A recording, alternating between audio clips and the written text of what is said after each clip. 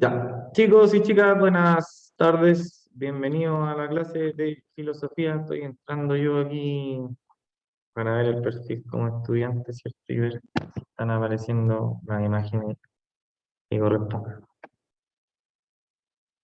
Sí. Ahí voy yo para aquí.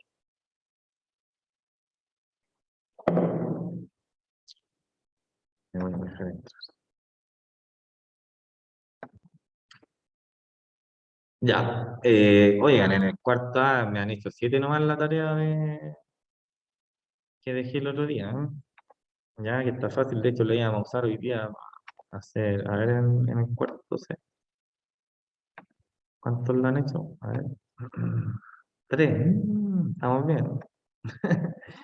Ya, pues chiquillos, esta tarea tenían que hacerla en clase, pues sí estaba muy fácil. ¿Ya? La vamos a abrir para ver más o menos de qué se trata y nos vayamos acordando en el repaso.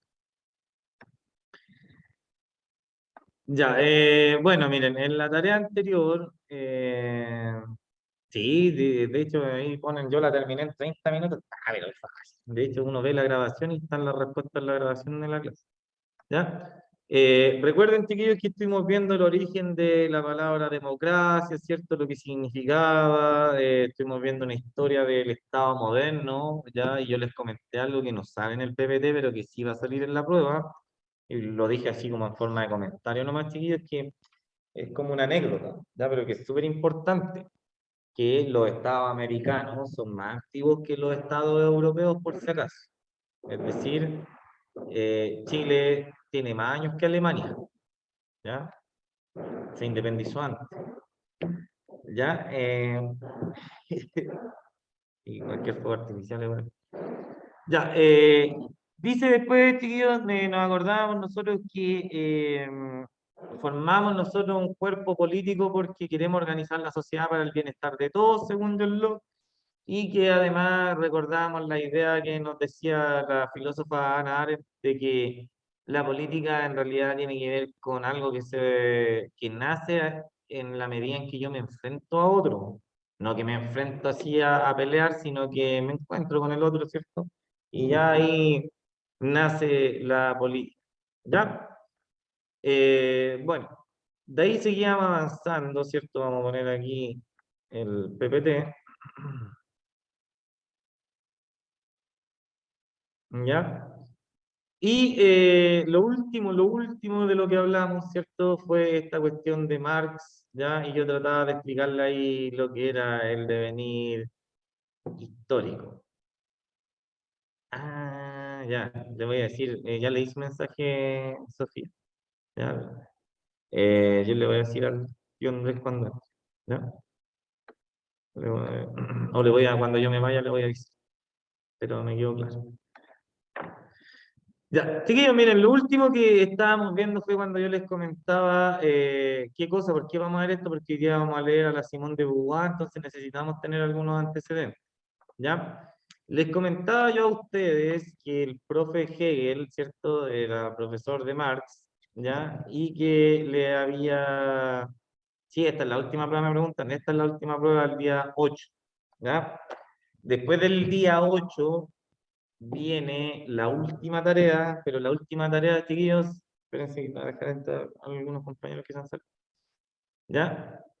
La última tarea, chiquillos, en vez de nota, ¿ya? La tarea de noviembre, en vez de nota tiene décimas, ¿ya? Tiene 10 puntos, un punto igual a una décima, ¿ya? Y así, dependiendo de la cantidad de puntos que usted saque, va a ser la cantidad de décimas que va a obtener en esa última guía, ¿ya? De trabajo. Ya, en la última clase, chiquillos, nos explicaba, entonces, le explicaba yo a ustedes que tenemos enfrentar la opinión de Marx contra la de Hegel, ¿cierto? Por una parte, el señor Hegel nos dice que el desarrollo de la conciencia humana, del espíritu humano, ¿ya? Tiene que ver con una capacidad evolutiva, ¿cierto? Que viene como en la esencia de nosotros, ¿ya? Por ejemplo, chiquillos, cuando teníamos en la revolución industrial se inventó el tren, ¿ya? Se inventó porque los humanos llegaron a un nivel de conciencia, de desarrollo, en donde dijeron, oye, compadre, podríamos inventar una máquina para trasladar cosas, ¿cierto? Y en una de esas volar hasta nosotros mismos, ¿cierto? Sí, bueno, escucha, ¿y cómo lo podremos hacer para que se mueva? Ya sé, pues echémosle carbón y hacemos un sistema ahí de motor, ¿cierto? En base a carbón. Buena. Ya, y tomaron conciencia de que podían usar el carbón, ¿cierto? Como combustible, que podían enrielar, ¿cierto? Un tren y mandarlo a distintas partes. Y tal parece que evolucionamos la conciencia y creamos este medio de transporte, ¿ya? Que al principio fue todo bien, buena onda, ¿cierto? Manso descubrimiento, perdón, manso invento, hasta que, ¿cierto? Nos empezamos a dar cuenta que el humo del carbón contamina digamos, el planeta, ¿ya? Y tomamos conciencia de eso como 200 años después. Y ahí nos dimos cuenta, y la conciencia evolucionó. Pero lo que decía Hegel, chiquillo, era que la conciencia es un ejemplo de la evolución de la conciencia, ¿ya? Decía que la conciencia evoluciona por sí misma, versus Marx, que decía que la conciencia evoluciona a partir de determinadas, digamos, condiciones materiales que hay en la vida, ¿cierto? Y que hacen que uno evolucione o no. Por ejemplo, chiquillo, Marx decía que para que la sociedad, ¿cierto? O para que uno, digamos, pudiera crecer como persona o evolucionar, necesita las condiciones necesarias para poder hacerlo. Y en este sentido es que nace la filosofía de este caballero.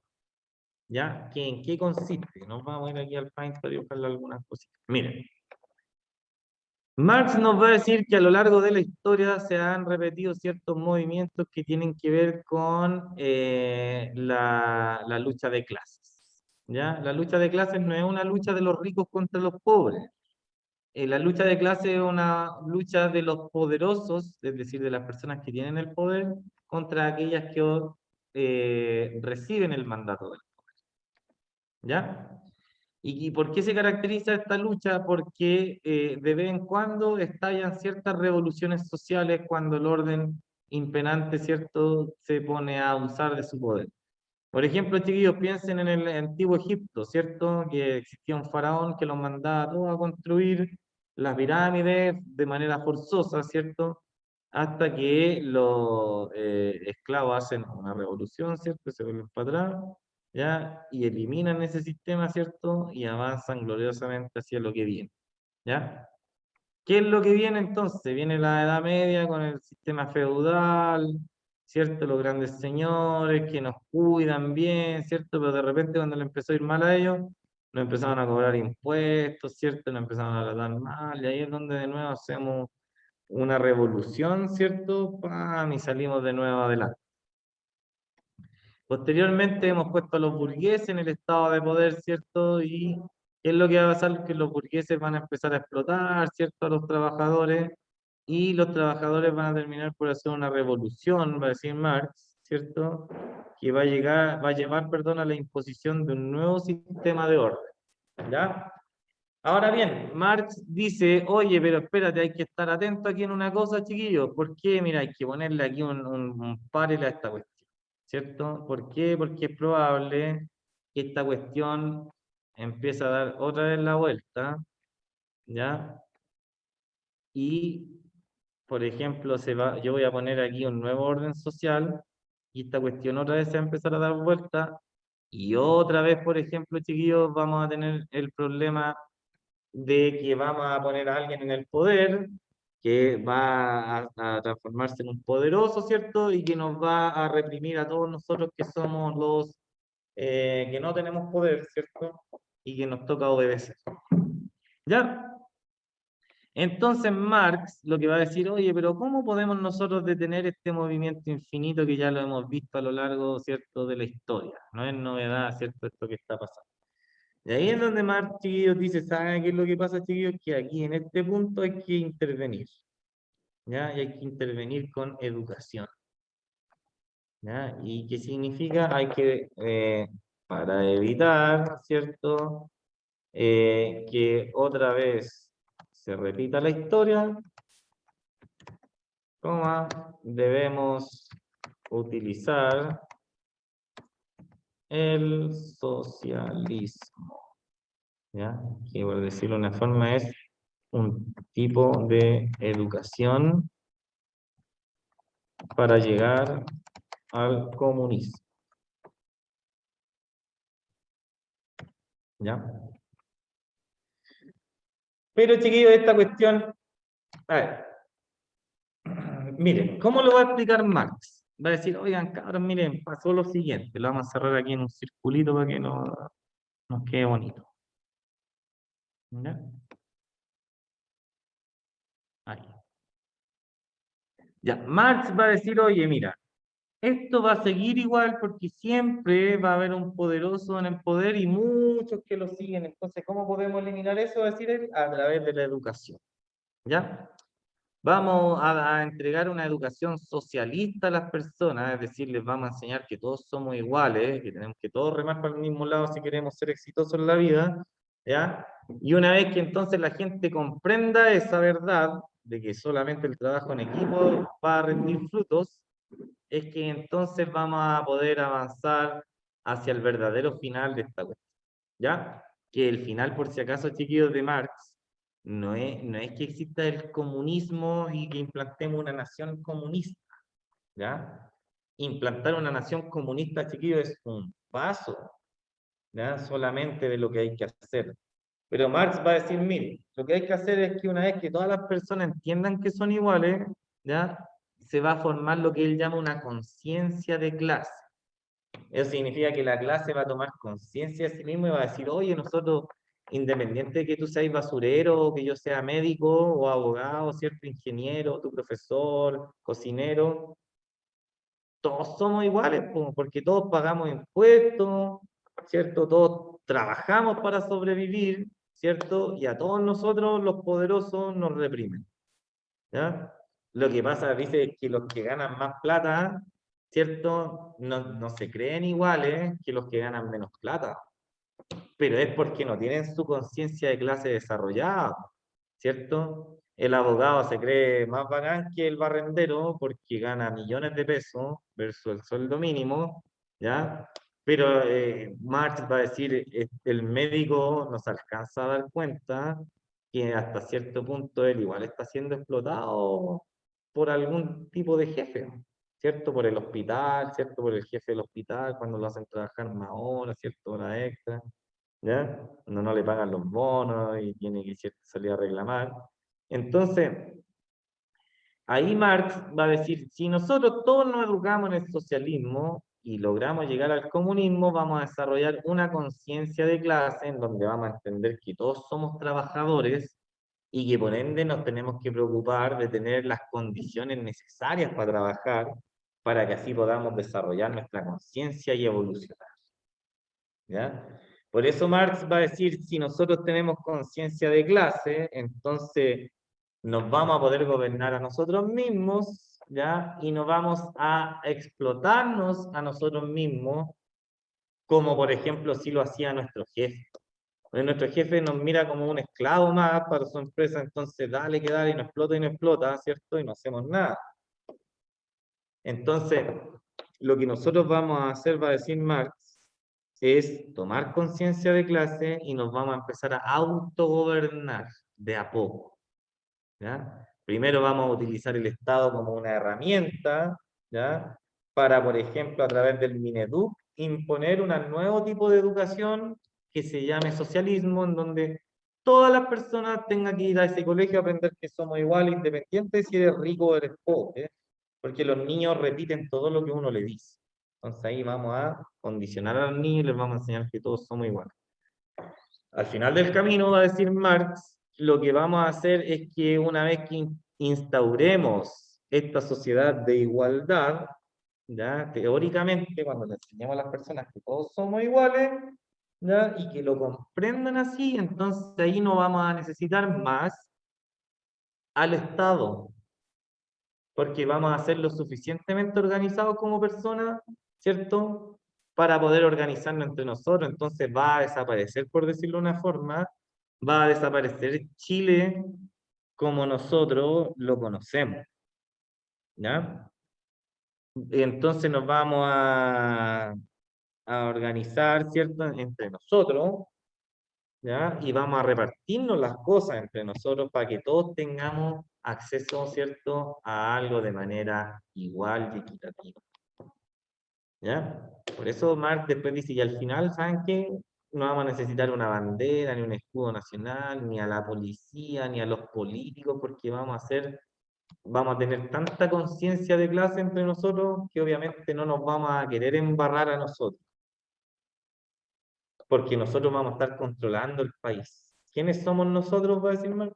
Los trabajadores, ¿ya? Independiente, repito, chiquillos, si uno es médico, abogado, ingeniero, profesor, barrendero, cocinero, todos somos trabajadores, ¿ya? Todos hacemos un esfuerzo físico, ¿cierto?, para ganarnos las monedas y con eso podemos sobrevivir, ¿ya? Ya basta decir Marx de mirar a unos trabajos menos o a otros más que otros, ¿cierto?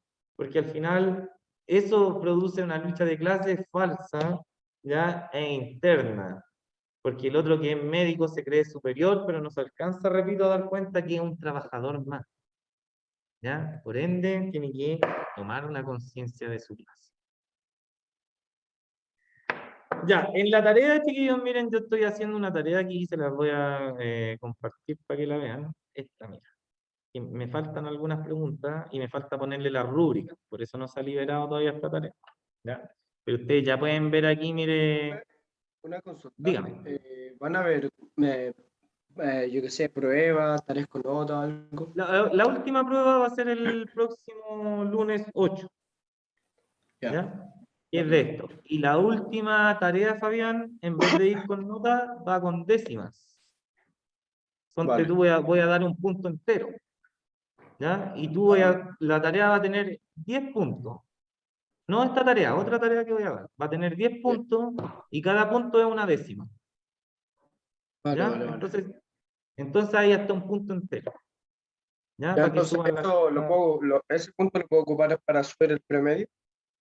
Claro, para todos. De hecho, yo les tengo a todos ustedes en un archivo aquí en mi unidad de Drive, anotado cuántas décimas tiene cada uno, Vale, ¿ya? vale. Todavía no se las sumo, así que las notas que tienen en estos momentos es sin décimas, ¿ya? Así que por eso mágicamente los que han hecho tareas y se están preguntando, pucha, el profe la otra vez dijo que la iba a poner, sí, dije que le iba a poner, pero eh, se me ha olvidado. Ya estaba esperando que hicieran las tres pruebas para subirle las notas, la más baja.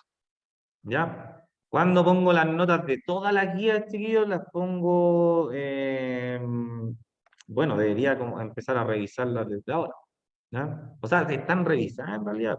Lo que pasa es que, mira, el Seba que me está preguntando, nosotros hemos hecho 3 tareas, esta es la tercera, ¿cierto? La de octubre, esta ya va a ser la cuarta. Esas 4 notas las vamos a promediar, les voy a tratar de borrar la más baja y les voy a promediar 3, ¿ya? Esa es la última nota. Ya dependiendo de la cantidad de guías que tengan, ¿cierto? Y las notas que hayan salido. Ya, por eso es la última es con puntaje, porque ahí pueden subir de las 4 notas que van a tener, que ya tenemos 2 de prueba, ¿cierto? Más la prueba del lunes de la semana subsiguiente, van a ser 3 notas, ¿ya? No, a todos los que me están preguntando, profe, ¿se pueden hacer las guías las volví a abrir hace como una semana, ¿ya? Menos la de febrero, o sea, la de marzo, esa la dejé cerrada, pero está abierta de abril, mayo, creo que son como 5, ¿ya? De abril para adelante, para que las hagan. Repito, esto que les estoy mostrando todavía no está activo, ¿ya? Todavía no es público, pero les estoy mostrando la pregunta que tiene que ver con lo que acabamos de leer, ¿ya? Dices, ¿crees que la conciencia está determinada por el contexto social, como dice Marx? ¿O podemos tener una conciencia libre? Ya, vamos a leer aquí lo que dice este viejujo, ¿cierto? Y no, eso es el tercero medio. ¿Se acuerdan de eso del tercero? Aquí. Ya. Ya, chiquillos, vamos a leer, miren. Por eso yo les digo, Marx también era un filósofo burgués, ¿cierto? Al principio tenía plata, después no tenía dinero, vivió ahí comiendo de la casa de Engels, ¿cierto? Y entonces, como buen burgués, tiene educación, ¿cierto? Y como buena persona con educación, va a tratar de escribir usando terminología, ¿cierto?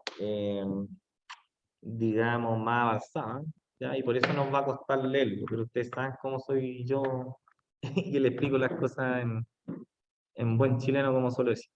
Ya, dice aquí, miren, en la producción social de su existencia, los hombres, bueno, los humanos, establecen determinadas relaciones necesarias e independientes de su voluntad. Relaciones de producción que corresponden a un determinado estadio evolutivo de sus fuerzas productivas materiales, ¿cierto? Y uno dice, oye, ¿qué está diciendo este viejo? ¿Cierto? Por eso uno tiene que volver a leerlo y explicarlo, ¿no? Chiquillos, mira, cuando ahí dice, en la producción social de su existencia, es decir, que los humanos como tienen la necesidad de existir, ¿ya? ¿Cierto? Tenemos que existir, subsistir, mantenernos vivos, ¿ya? Para mantenernos vivos nosotros tenemos que producir cosas, ¿ya? Para que podamos vivir socialmente. Por ejemplo, tenemos que producir comida, ¿cierto? Para no morirnos, ¿ya? Tenemos que trabajar en algo para tener dinero, ¿cierto? Y poder comprar las cosas que necesitamos para vivir, ¿ya? Para poder trabajar, perdón, para poder trabajar, por ejemplo, necesito llegar a mi trabajo, entonces hemos creado un sistema de transporte público, ¿ya? Es decir, chiquillos, hemos creado toda una producción social que nos permite existir, ¿cierto? Tenemos transporte público, restaurantes para ir a comer, ¿cierto? Casas para dormir, eh, ¿cómo se llaman esto? Bodegas donde quedan los trabajos, ¿cierto? Edificios donde uno va. Ya, entonces le está diciendo, oye, mira, en la producción social de su existencia, es decir, lo humano, cuando existen, producen cosas, bienes, servicios, ¿cierto? Y en esa producción de cosas, los humanos, dicen ahí, establecen determinadas relaciones que son necesarias e independientes de su voluntad, ya que son necesarias. Es necesario, por ejemplo, chiquillos, cuando yo, si quiero comer algo y tengo hambre, ¿cierto? Es necesario que yo cuente con un dinero para comprar algo en el negocio. Y para comprar algo en el negocio, ¿cierto? Tengo que ir y conversar con el caballero, saludarlo. Hola, disculpe, ¿me da ese pan que está ahí? Entonces establezco una relación necesaria, ¿cierto? Con la persona a la cual le voy a comprar. Y esa relación, chiquillo, es independiente de mi voluntad, porque yo podría decir, chuta, ¿sabes qué? Me gustaría que ojalá todos los negocios de Chile no existiera la figura del almacenero que me pasa las cosas, sino que yo fuera a echar una moneda y existiera un cobrador automático, ¿cierto? Donde yo echo las monedas que vale la cuestión y me recibo la plata, ¿ya? Sería genial, sería fantástico, ¿cierto? Pero como sale caro poner esa cuestión, ¿cierto? Mejor me va a atender un almacenero, ¿ya? Entonces, esa relación que yo tengo con el almacenero es necesaria, porque si no voy y le compro, me muero de hambre, ¿ya? Es también independiente de mi voluntad, porque por más que yo quiera que exista un cobrador automático, ¿cierto? Y lo quiero con toda mi voluntad y con todo mi deseo, no está el cobrador automático ahí, pues está el caballero del almacén, porque el caballero del almacén no tiene dinero para poner un cobrador automático. Entonces, ahí está diciendo Marx, está diciendo, oye, en tu día a día, ¿cierto? Tú tenés que relacionarte, quieras o no, ¿ya? Con las demás personas, ¿ya? Y el tipo de relación que tú vas a tener con las demás personas o con las demás instituciones va a depender del contexto social e histórico en el que te estés desenvolviendo, ¿ya? Va a ser distinta la relación que yo voy a tener dependiendo de el año, ¿cierto? Y la cultura en la cual estoy viviendo, ¿ya? Por eso dice, mire, una producción. Ya. Después dice, mire, la totalidad de estas relaciones de producción, es decir, todas las formas de yo relacionarme con los demás, ¿cierto? En sociedad, constituye la estructura económica de la sociedad. ¿cierto? Así se basa, ¿cierto?, la estructura económica de la sociedad en este compartir con el otro y transar con el otro. ¿Ya? Comprar, vender, ofrecer servicio, ¿no? ¿Ya? Ya, y dice la base real sobre la cual se alza, ¿cierto?, el edificio jurídico y político y a la cual corresponden determinadas formas de conciencia social. ¿Ya? Después dice, mire, el modo de producción de la vida material determina el proceso social, ¿cierto?, político e intelectual de la vida en general. Fíjese lo que está diciendo, chiquillo, está diciendo que el modo en el cual nosotros producimos nuestra vida a partir de estas relaciones con la sociedad, ¿cierto? Cómo yo me relaciono con el almacenero, con mi amigo, ¿cierto? Con mi mamá, ¿ya? Con el transporte público. No solo depende del contexto histórico, ¿ya? Sino que además determina, ¿ya?, la forma en la cual yo percibo la realidad, ¿ya? Por eso dice, mire, no es la conciencia de los hombres la que determina su ser. Es decir, no es la conciencia de los hombres la que determina lo que los humanos es, ¿sí?, o lo que la conciencia es, sino por el contrario, es su existencia social lo que determina su conciencia. Es decir, que la manera en la cual yo me relaciono con los demás, ya, es la que va a determinar mi conciencia y no al revés. Yo voy a ver de la sociedad lo que quiera ver dependiendo de la manera en la cual he sido criado o me ha tocado vivir a mí. ¿Ya? Por eso abajo sale la misma pregunta. Oye, ¿tendrá razón Marx cuando nos dice que nuestra conciencia está determinada por el entorno en el cual crecemos? ¿O uno puede tener una conciencia propia independiente del lugar en el que se está criando? Esa es la pregunta. Es de opinión personal. ¿Ya? Usted puede decir, yo le tengo dos ejemplos para eso. ¿Ya? Usted puede decir, profesor, mire, lo más fácil y se nota en estos casos. La gente adinerada, en su gran mayoría, piensa que está bien pagar por la educación, mientras que la gente pobre,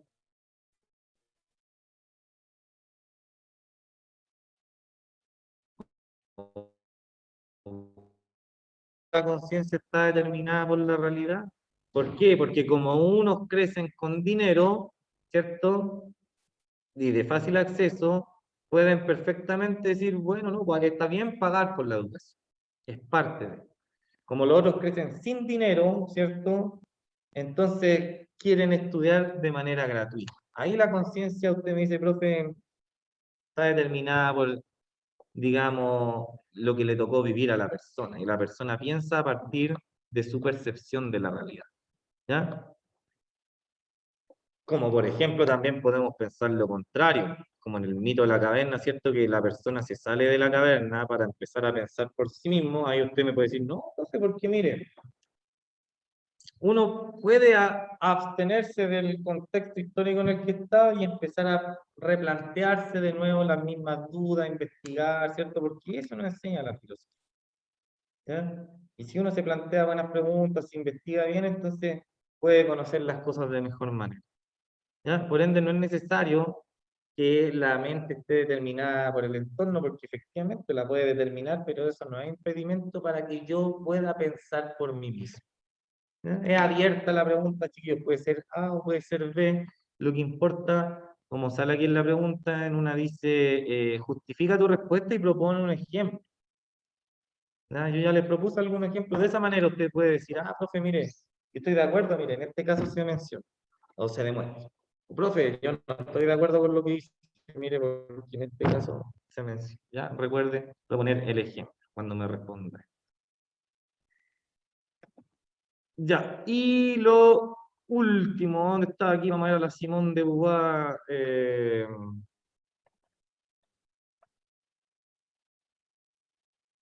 Nos vamos a saltar ya.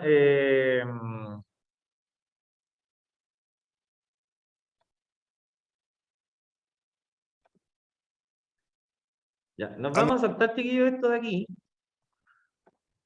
¿Dónde está? A ver, ¿dónde está? ¿Dónde está? La tarea aquí. Ya, eso es para la pregunta de ahora. Ya, esto de aquí, mire. Me lo voy a saltar porque justo después lo podemos volver a él, ¿ya? Vamos a ver aquí, mire, este problema lo vamos a empezar a filosofar ahora, ¿ya? Para terminarlo ya la semana que viene, porque nos van a preguntar por algo con respecto a la desigualdad de género, ¿ya? Vamos a ver un video ahora de la Simone de Beauvoir, ¿ya? Que es ella que está a la izquierda, en donde el gran aporte, como nosotros estamos viendo, recuerden chiquillos, miren el título, dice los problemas contemporáneos de la ética y la filosofía, es el título de este mes, ¿ya? Y aquí estamos analizando cosas cotidianas que se pueden resolver con la filosofía, por ejemplo, aquí estamos viendo si lo político en la actualidad tiene que ver con la conciencia de las personas, y aquí, por ejemplo, vamos a ver un problema relacionado con la ecología en la próxima clase y nos vamos a saltar aquí a este otro tema de la actualidad que se llama la desigualdad de género. Vamos a conocer hoy día la vida de la Simone de Beauvoir, que es una filósofa francesa, ¿ya? Y el aporte que hizo ella al mundo de la filosofía, ¿cierto? Porque lo que ella dice hoy en día, nosotros lo tenemos asimilado como algo que es cierto, que es obvio, ¿ya? Pero en la época en que vivió la Simone de Beauvoir no era tan obvio, ¿ya? Sino que era todo lo contrario. A ella le decían que estaba equivocada, ¿cierto? Pero en el fondo su teoría después le dio la razón porque habla de que finalmente el ser hombre o ser mujer no tiene que ver con algo genético como se pensaba en su época, sino que tiene que ver con algo social, ¿ya? Obviamente a ella en su época no la pescaron mucho, ¿cierto? Al principio, porque esto fue en teoría de los años 60, ¿cierto? Pero de a poquito ya empezó a tener mayor relevancia y hasta que finalmente, ¿cierto? En el día de hoy, como vamos a ver en el video, vamos a encontrarle que tiene toda la razón, ¿ya? Lástima sí que en la época en que vivió ella no fue, digamos, tomada tanto en consideración como si la podemos tomar hoy en día. Ya, atento a la biografía de la Simón, tío, para que después la podamos leer la próxima clase, ¿ya? Va a correr el video y me voy a mutear. A mediados del siglo XX, una intelectual francesa redefinió el rol de la mujer y dio fundamento al pensamiento feminista. Integró una generación que enarboló las voces de la disidencia cultural. Tomó posición ante los movimientos de liberación del tercer mundo y se alineó con la lucha de los jóvenes a partir de los años 60. Su aporte al existencialismo, al debate de las izquierdas y al activismo político son fundamentales para entender ese momento histórico. Su relación con el hombre de su vida, el filósofo y novelista Jean-Paul Sartre, marcó a una generación de admiradores que copiaron su modelo de convivencia. Simone de Beauvoir fue protagonista de uno de los grandes debates de la mitad del siglo XX. Sus ideas se condensan en frases que hoy son lemas de los movimientos reivindicativos de la mujer y la problemática de género.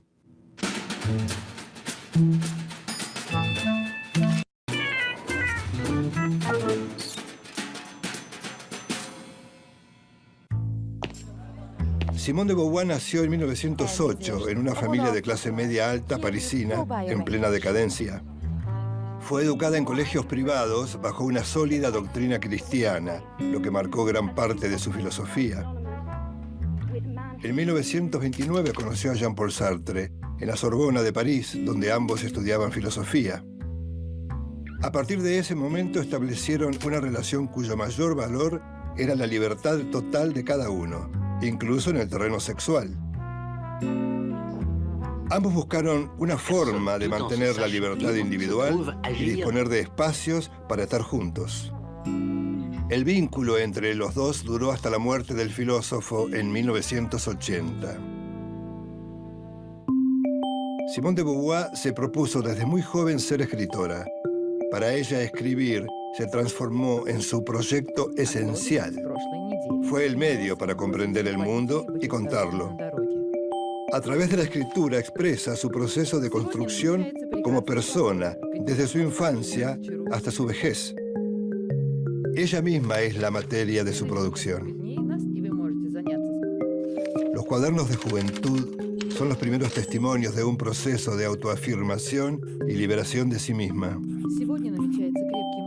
Este propósito se desarrolla en otros libros y se completa con Memorias de una joven formal.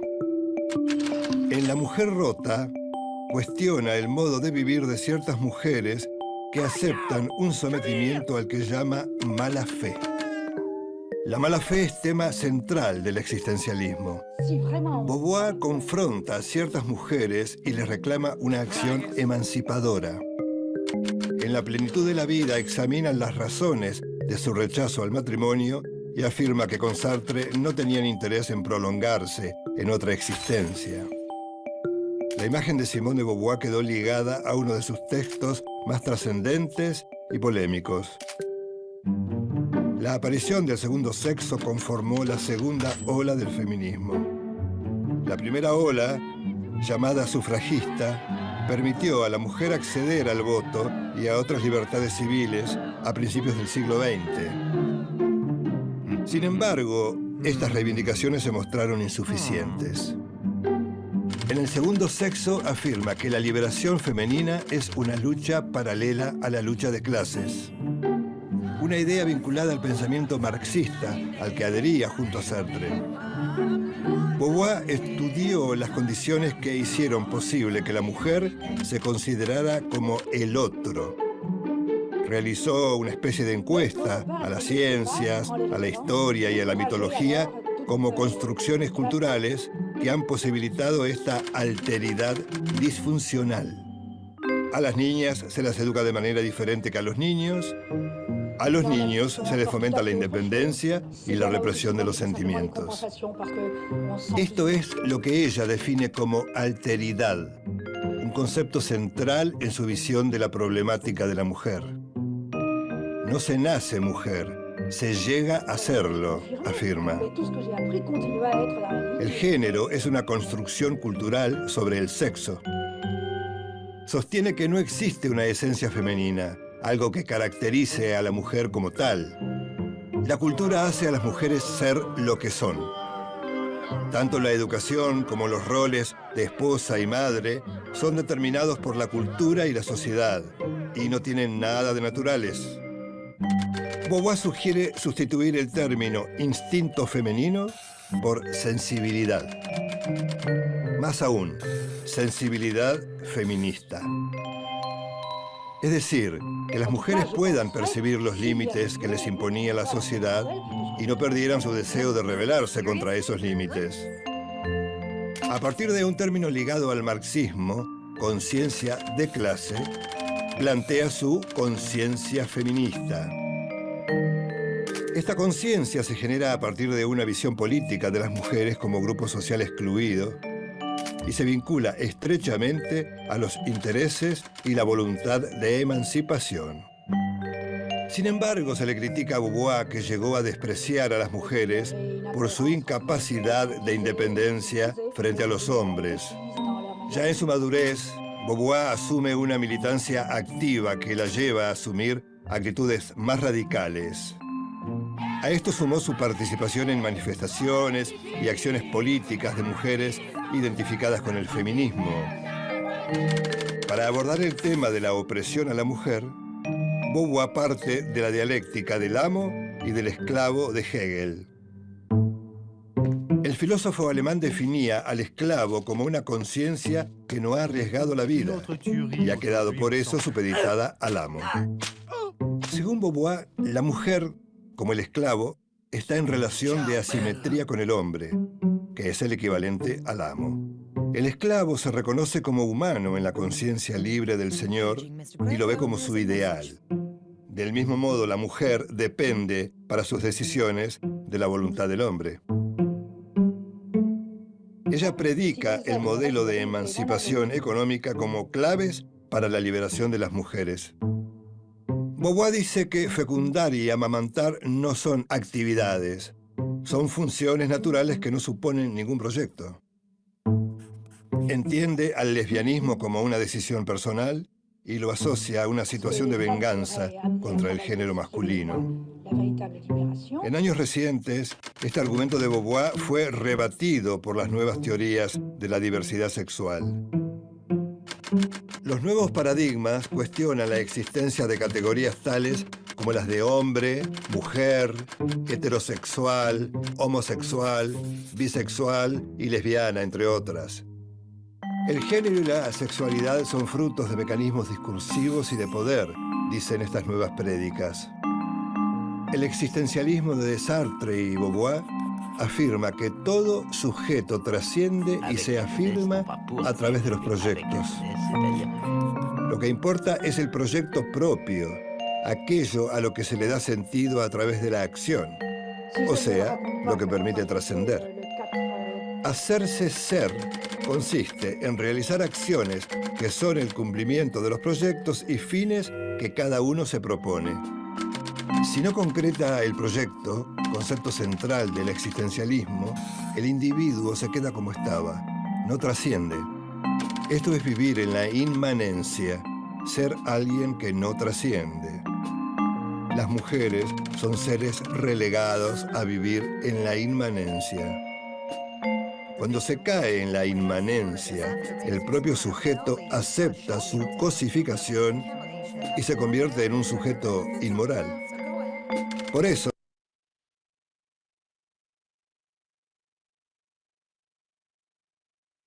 a mediados del siglo XX, una intelectual francesa redefinió el rol de la mujer y dio fundamento al pensamiento feminista.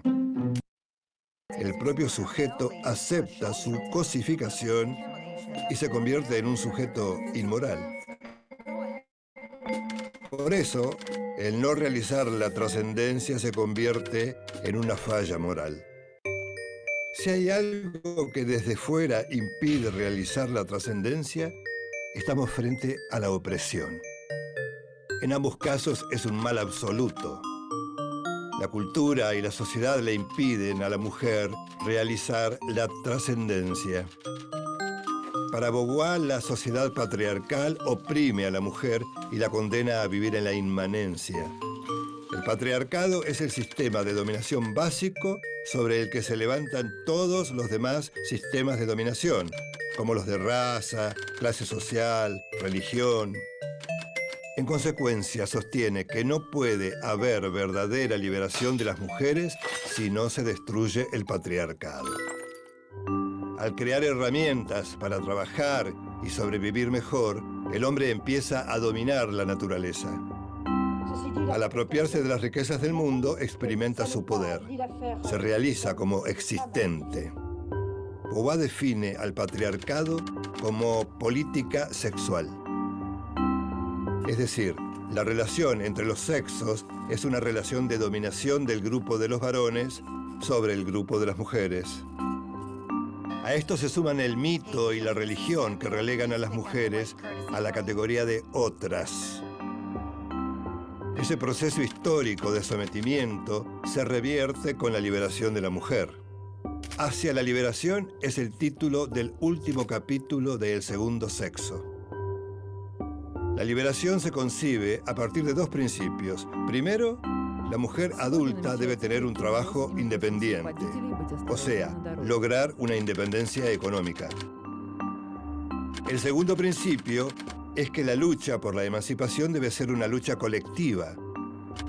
Beauvoir cree que las restricciones que imponen la educación y las costumbres limitan a la mujer.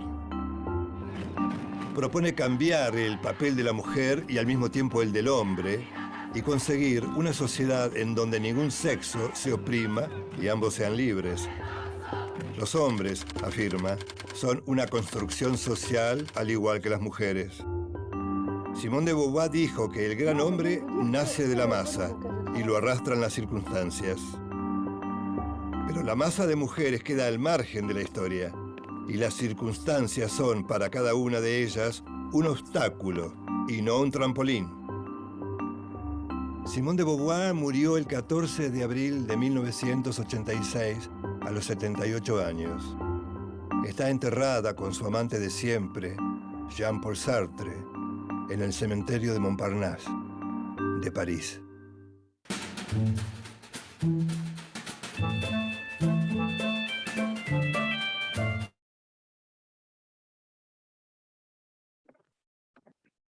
Ya, chiquillos, vamos a dejar esa base planteada ya para la próxima clase cuando empecemos a leer el problema de los roles de género, ¿cierto?